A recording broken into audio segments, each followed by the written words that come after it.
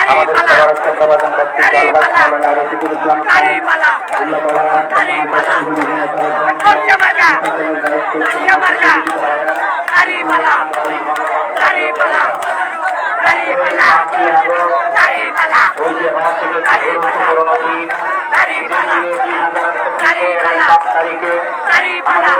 অনেক বাইরের মধ্য দিয়ে বাংলাদেশের জমিনে একটি নতুন সূর্য উদিত হয়েছে।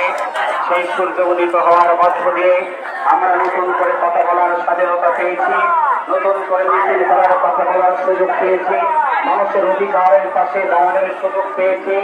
আজকে এই 5 তারিখের ছাত্রীদের বিদায় হওয়ার মধ্য দিয়ে আমরা সেদিন যেমন করে দীপ্ত শপথ গ্রহণ করেছিলাম, প্রয়োজন যদি হয় আমাদের জীবন থেকে আরো অনেক রক্ত ঝরবে, আমাদের হাত চলে যাবে, পা চলে যাবে, কিন্তু মানুষ বাতিলের কাছে মাথা নত করবে না।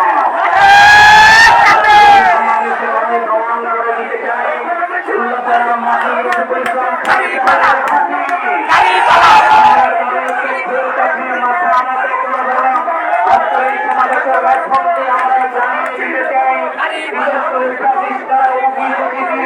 আমাদের সাথে দুর্ব্যবহার করার চেষ্টা করেন।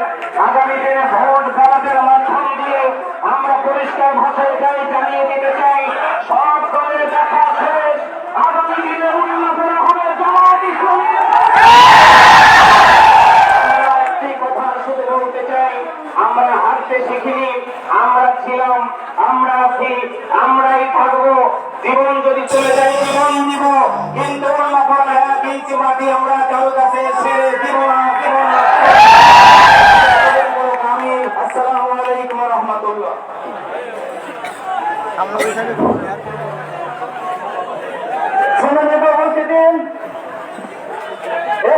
আমাদের মাঝে বক্তব্য নিয়ে আসেন বাংলাদেশ জামাত ইসলামের উল্লাপাড়া উপজেলা শাখার কর্ম পরিষদের অন্যতম সদস্য, উল্লাপাড়া পৌরসভার সংগ্রামী আমির জননেতা জয়া বাকুল করেন, জননেতা জয়া মোহাম্মদ বাকুল করেন দায়িত্ব কথা বলার জন্য অনুরোধ করছি।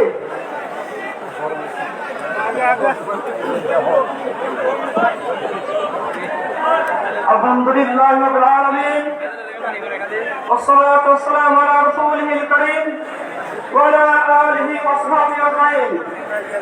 বাংলাদেশ জামাত ইসলামী উল্লাপাড়া উপজেলা শাখা কর্তৃক আয়োজিত আজকের এই 5ই আগস্ট গণঅভ্যুত্থান বিশাল গণসমাবেশ উপস্থিত আছেন সম্মানিত সভাপতি, উপস্থিত থাকবেন বাংলাদেশ জামাত ইসলামী কেন্দ্রীয় সভাপতি সেক্রেটারি আলহাজ মাহমুদুল খান, এসহ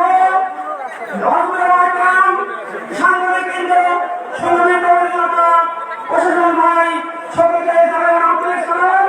আসসালামু আলাইকুম ওয়া রাহমাতুল্লাহি ওয়া বারাকাতুহু।